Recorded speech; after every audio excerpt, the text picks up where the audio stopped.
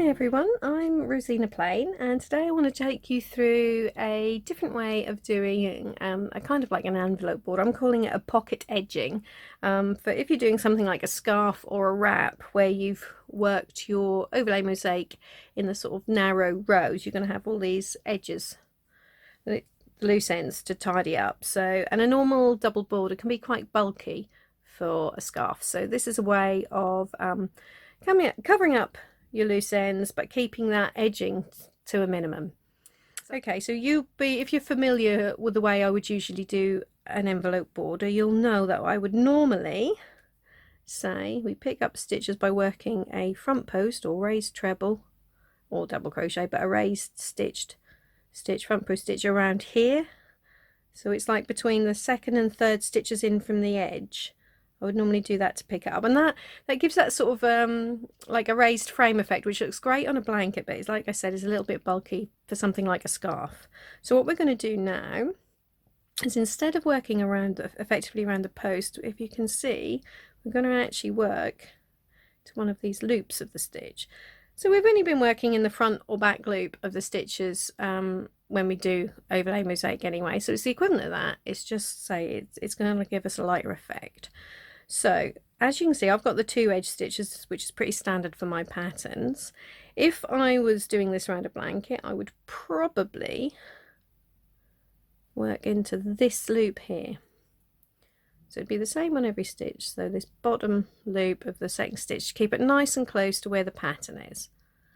However, because I'm doing a scarf, I actually want to make the width of my edging as narrow as I possibly can. I'm going to move that a little closer to the end. So this would also be the same if you were working a pattern where there was only 1 edge stitch. You would do it the same way. So this time, instead of working into here, we're going to be working into this loop here. So you can see you've got your end stitches like a V. I'm going to just do the one, not the one nearest the end, just come in one little bit. So this horizontal, there'll be a horizontal bar at the bottom there of our edge stitch.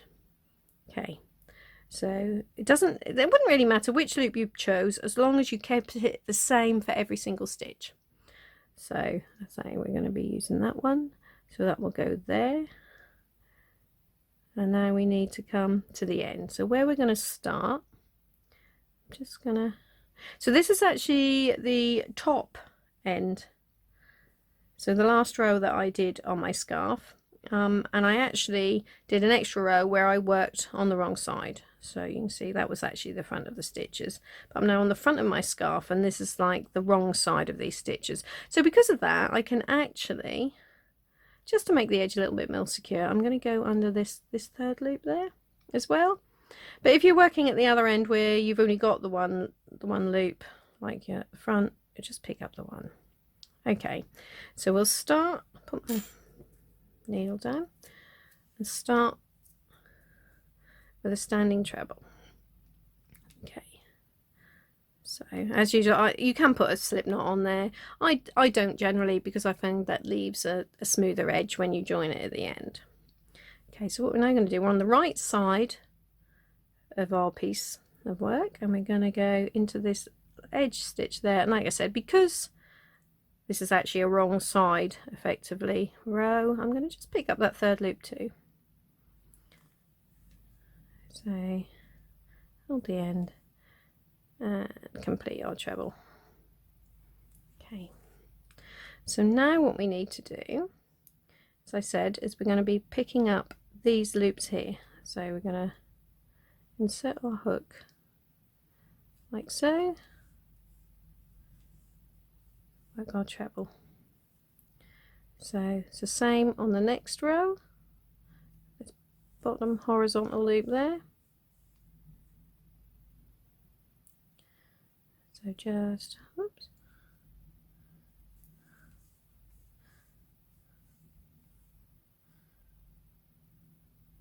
there we go.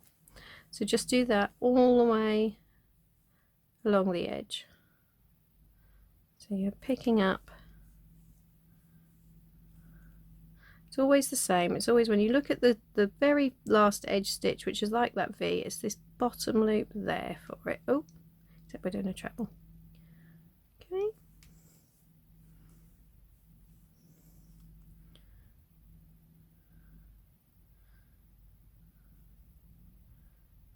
Pick in there.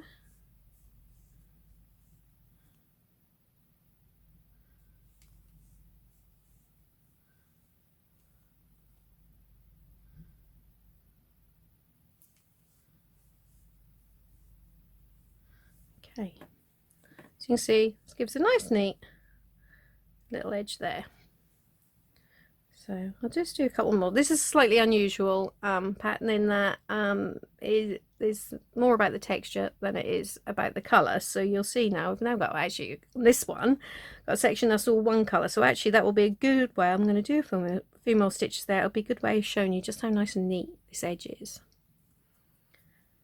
You'll see the contrast better. So we're still carrying on, making sure we don't miss any of these stitches.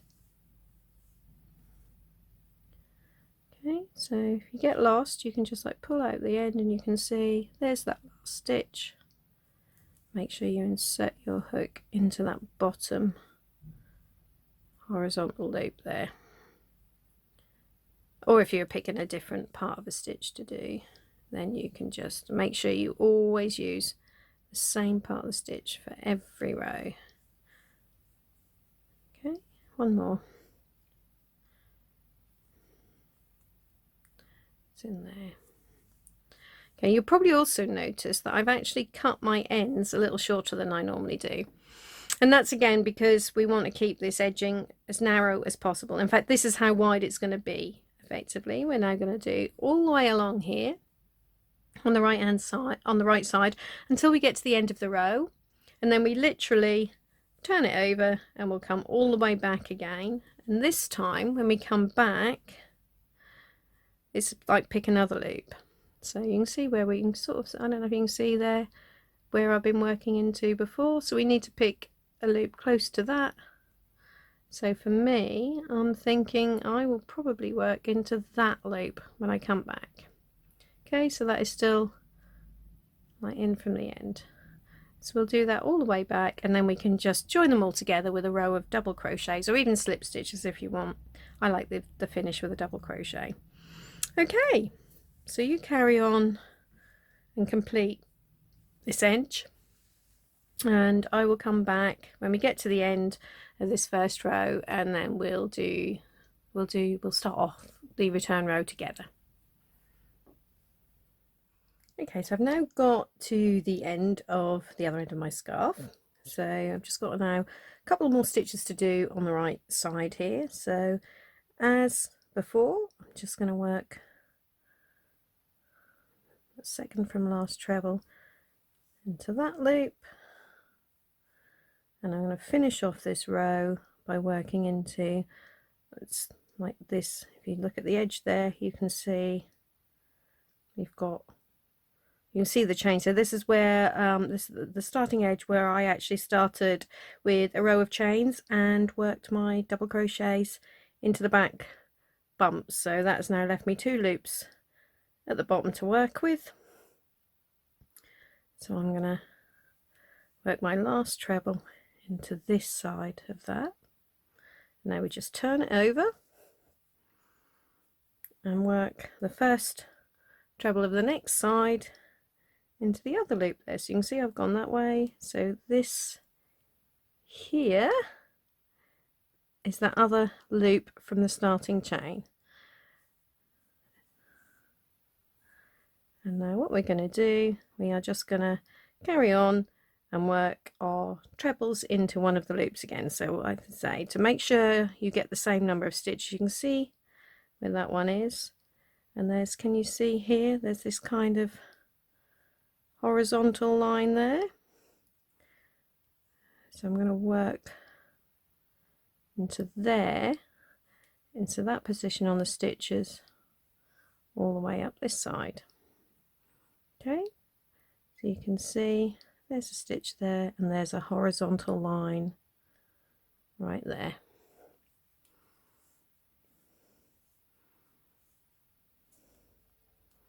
Okay, so this is it. It's again, it's that edge stitch.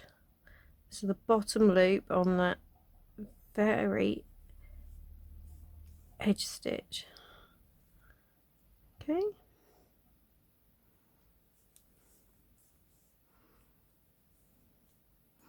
So just carry on along the edge like so.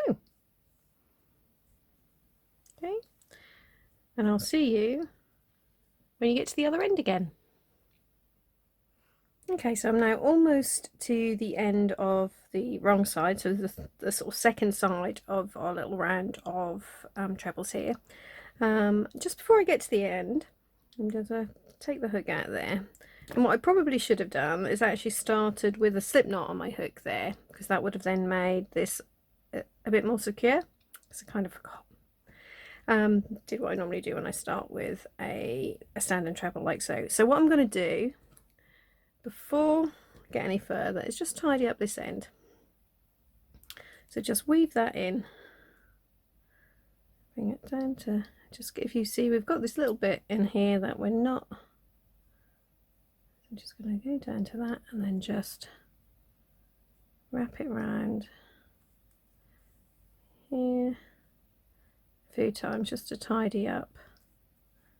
So it's now between the two sort of borders that we've got there.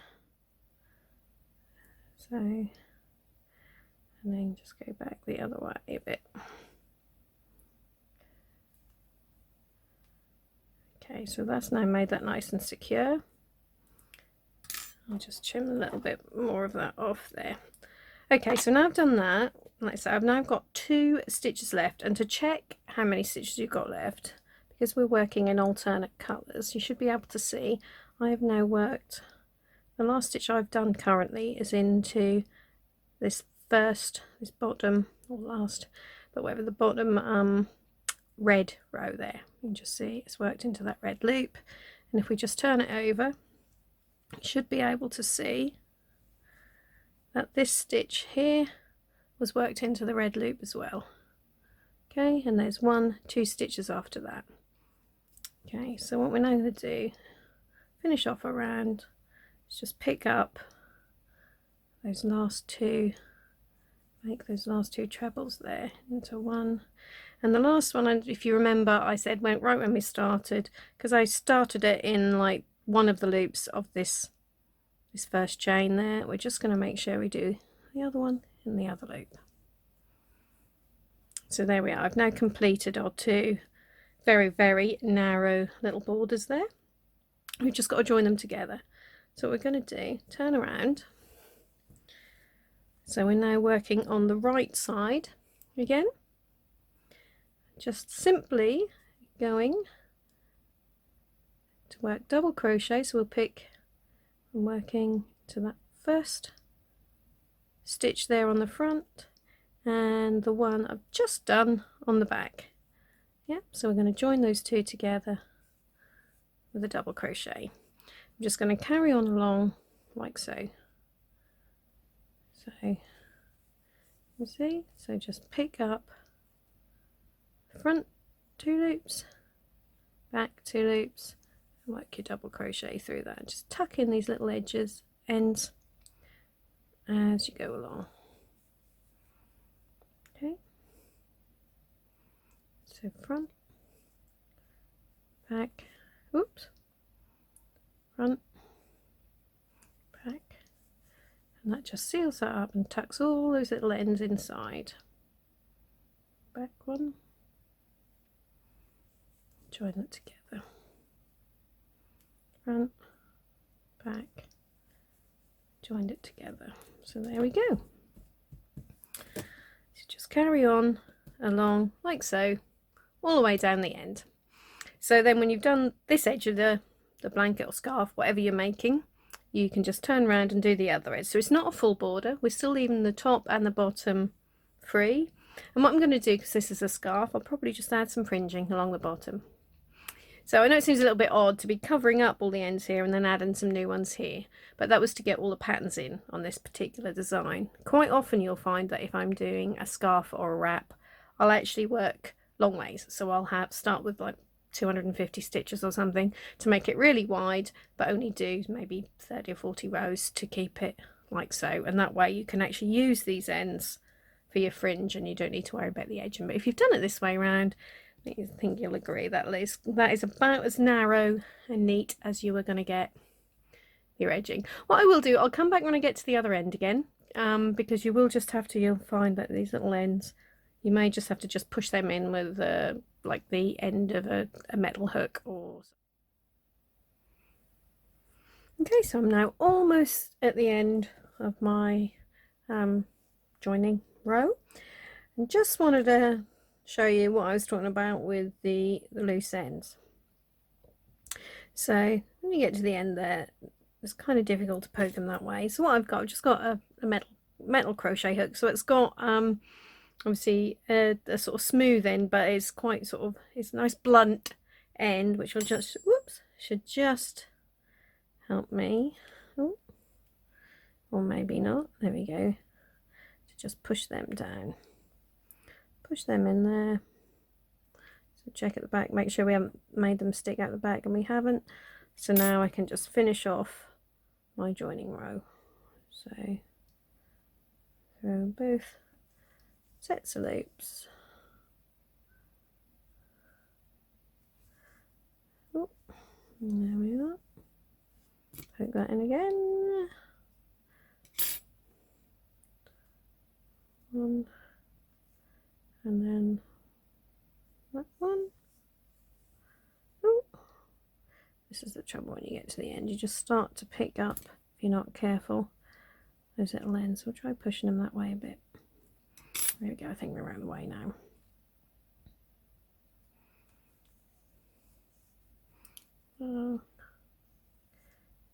Then that one,